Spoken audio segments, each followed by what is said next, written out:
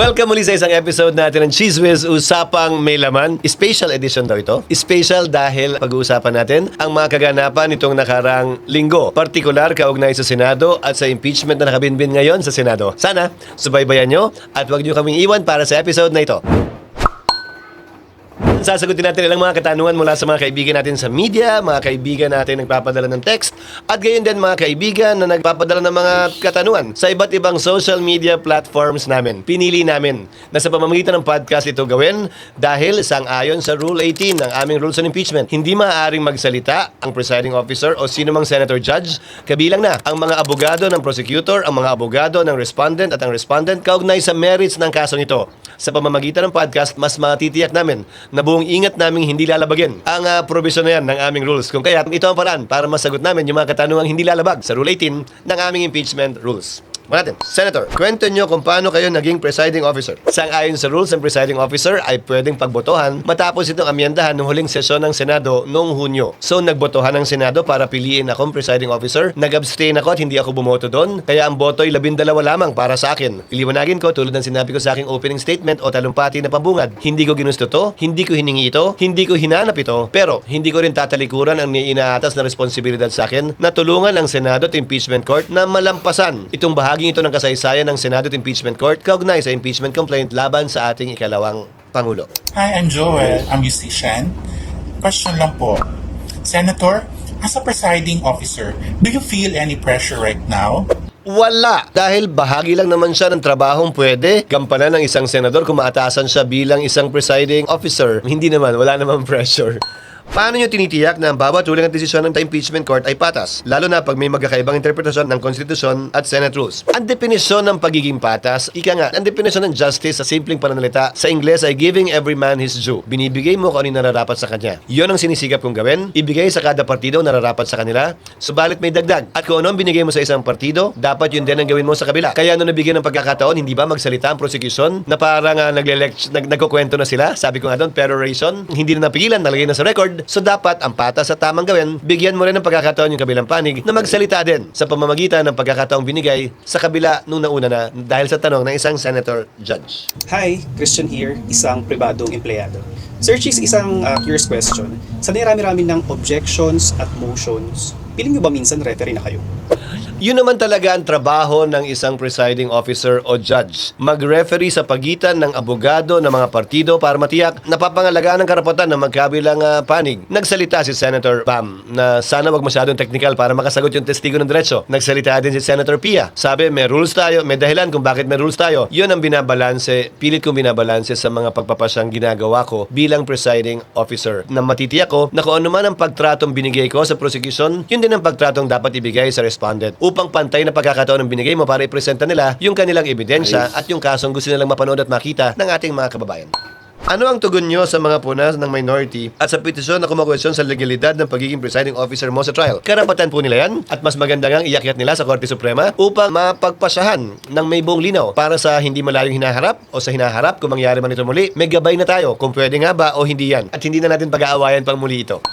Napagkasunduan niyo po ba ang conviction threshold ng 16 votes sa ibang senador? Posible bang mabago ito? Hindi namin pinagkasunduan. Hindi ko pinagpapaalam ang aking anuman ang sasabihin ko, ang talumpating bibigay ko. Gayon din naman ang ibang senador. Hindi naman sila nagpapaalam sa akin ang sasabihin nila bago nila sabihin. Subalit may nakausap akong ilang mga senador kaugnay dito at sang-ayon sila sa aking posisyon. Sa katunayan, liliwanagin ko, hindi ko ito posisyon. Ito ang umiiral na batas sa ngayon. Base sa probisyon ng konstitusyon, base sa desisyon ng Korte Suprema sa Bayan versus Zamora, maliwanag yung paliwanag ng Korte Suprema doon. Ano ba ang sitwasyon ng Senado sa ngayon? Merong 21 senador, 2 ang nakapiit, ang isa ay hindi matagpuan. Yung kaso sa Bayan versus Zamora, klaro't maliwanag na 23 lamang ang senador dahil si dating Vice President, dating Senator Gloria Macapagal Arroyo ay nahalal bilang Vice President noong 1998. So klarong 23 lang. Walang nakapiit, walang nawawala, walang nagtatago, klarong 23 lang. Pero ang sinabi ng Korte Suprema, sa pagratipika lamang ng isang tratado, ang bilang pa rin na dapat sundin ay 24. Hindi magiging 23 dahil nakalagay sa pagratipika ng ng tratado ay 23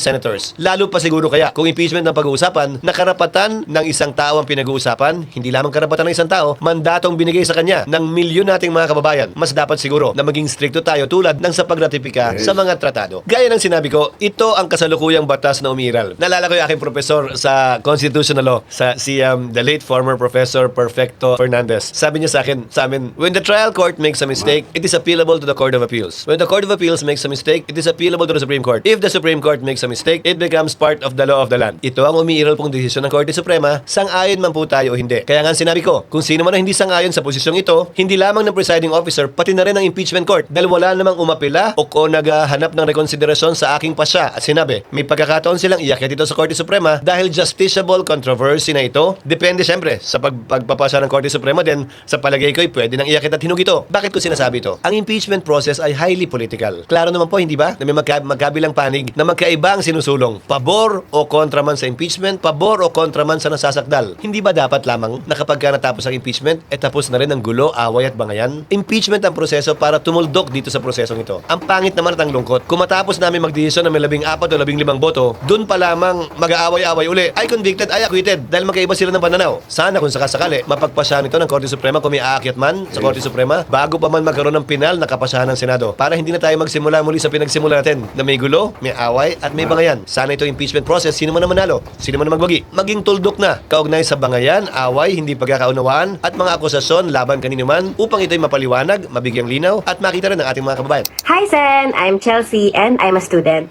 Curious lang po ako, mainit po ba yung suot niyo na robe? Actually, mainit doon. Pinalakasan ko yung aircon ilang beses na dahil makapal yung robe na nakuha. Itong impeachment robe na ito, binili pa ito para sa nakarang impeachment noong 2025. Senate President pa ako noong in-order namin yung mga robe na yan. Konting dagdag na lang para dun sa mga bagong senador na pumasok noong 2025 na hindi bahagi noong nakaraang kongreso ang binili ng Senado para sa mga impeachment senator judges.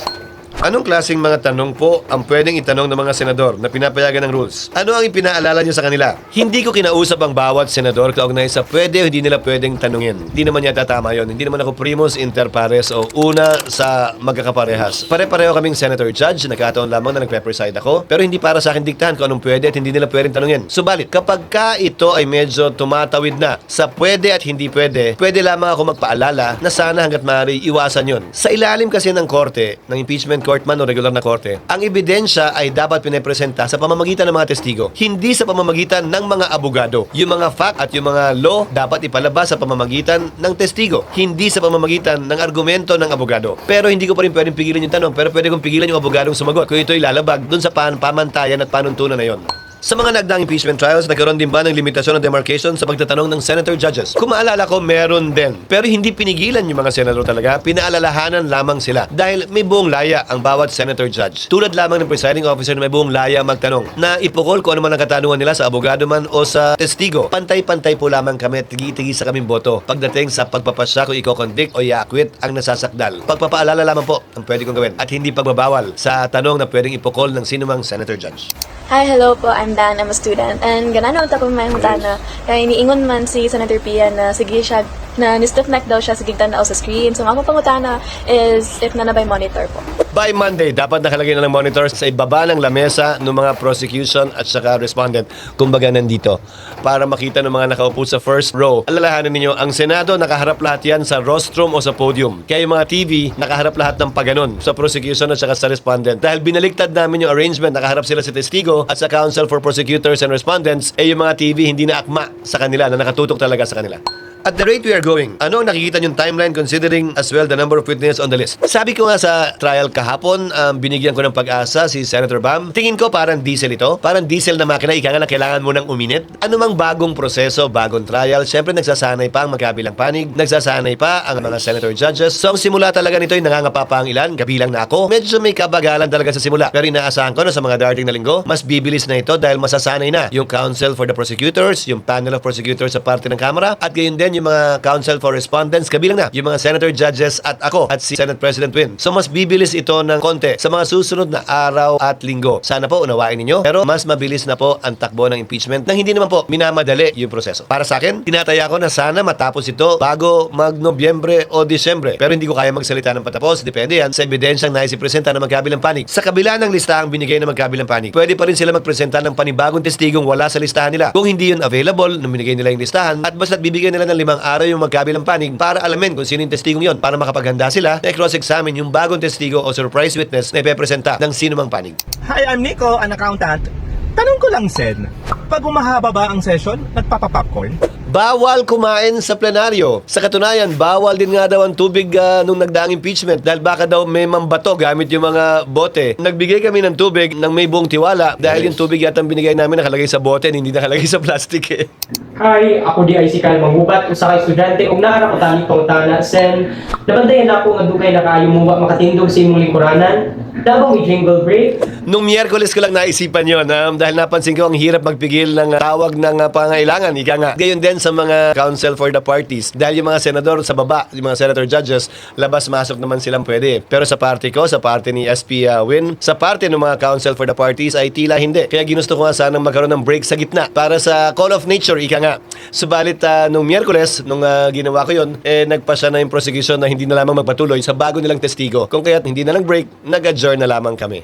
Anong mga aral mula sa mga nakarang impeachment cases ang maaari magsilbing gabay sa Senado upang mas maging maayos at malinaw ang proseso? Hindi lamang mga desisyon ng Korte Suprema, hindi lamang rules ng Senado sa impeachment, hindi lamang rules of court na may suppletory application, pero pati yung mga precedents o mga rulings ng mga nakaraang presiding officer ng Senado sa isang impeachment complaint ang basihan po ng aming mga pagpapasya dahil tinuturing na bahagi yon ng kasaysayan at ng legal precedent ng impeachment. So malaki po na itutulong niya sa amin na hindi na namin kailangan mag-imbento pa muli. Ika nga, we don't have to reinvent the wheel. Pwede namin kopyahin lamang yung mga nauna ng ginawa para maging maayos, mabilis at patas ang impeachment trial na isinasagawa po namin sa ngayon. Hi, ako si M, isang nanay.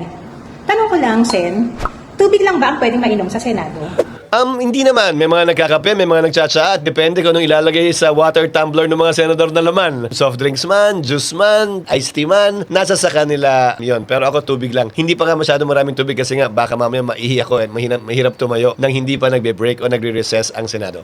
Ano sa tingin nyo ang pinakamalaking hamon bilang presiding officer ng impeachment trial? Siguro na mapanatili, orderly, mapayapa at maayos yung proceedings dahil tinitiyak ko, darating yung panahon na magkakainitan ng magkabilang panig. Darating ang panahon, hindi lamang initan, hindi pagkakaunawaan ang ilan sa mga senator judges tulad lamang ng mga ordinaryong sesyon namin sa Senado at mga nagdaang impeachment cases. Nagkaroon pa nga ng walkout yung isang dating impeachment kung maalala po ninyo sa ating kasaysayan. Susubukan po naming iwasan yon at yun ang hamon na kinakaharap siguro hindi lamang ko bilang presiding officer pero ng bawat senator judge dahil tulad ng sinabi ko, hindi naman po ako primus inter pares o una sa mga magkakapantay. Pare-pareho lamang po kaming senator judges. At ang hamon sa amin ay tiyakin na itong prosesong ito ay matatapos ng maayos, matiwasay at hindi lamang magiging parehas pero mukhang parehas. We should not only be impartial but we should also give the impression and appearance that it is impartial. Hindi po maaaring impartialan lang. Dapat mukha at totoong impartial ang impeachment court.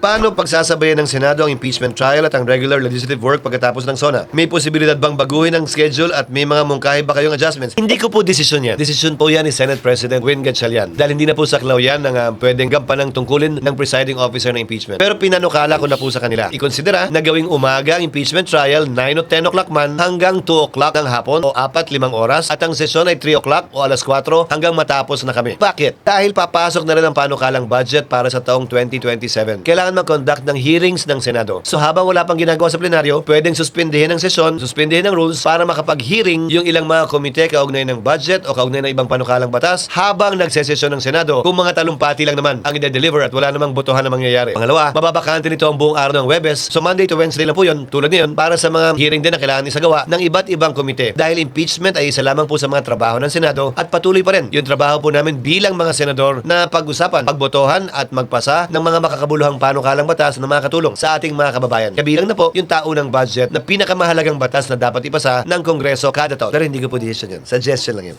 Ano ang inyong pinagtutunan ng pansin sa Senado habang nagpapatuloy ang impeachment trial? Hiningan kaming lahat ni Senate President Win Gatchalian ng mga priority bills upang sa gayon yun ang tututukan niya na mapasa sa pagbubukas muli ng Senado. Matapos ang SONA, inaasahan ko na yun yung magiging pangunahing tututukan ng Senado. Hindi lamang ako, pati ibang mga senador. Dahil ang listahan ito ay nanggaling hindi lamang sa isa, kung hindi galing sa lahat. Hello, ako Glesioso Jose. I'm a student. Gusto ko lang mabalaan kung pwede ba mag-absent ang mga senador during the impeachment trial. Pwede. Kung talagang kinakailangan at kung hindi talaga may iwasan, parang sesyon din naman yan. Dapat mag-attend ng sesyon, dapat mag-attend ng trial. Subalit kung may sakit, may karamdaman, hindi umabot, may magandang dahilan, pwede dahil court of record ang impeachment court. Parang korte rin yung ordinary na may rolyo. So lahat ng pinag-usapan sa hearing na mismo, pwede mong basahin o panoorin gamit ang records ng Senado.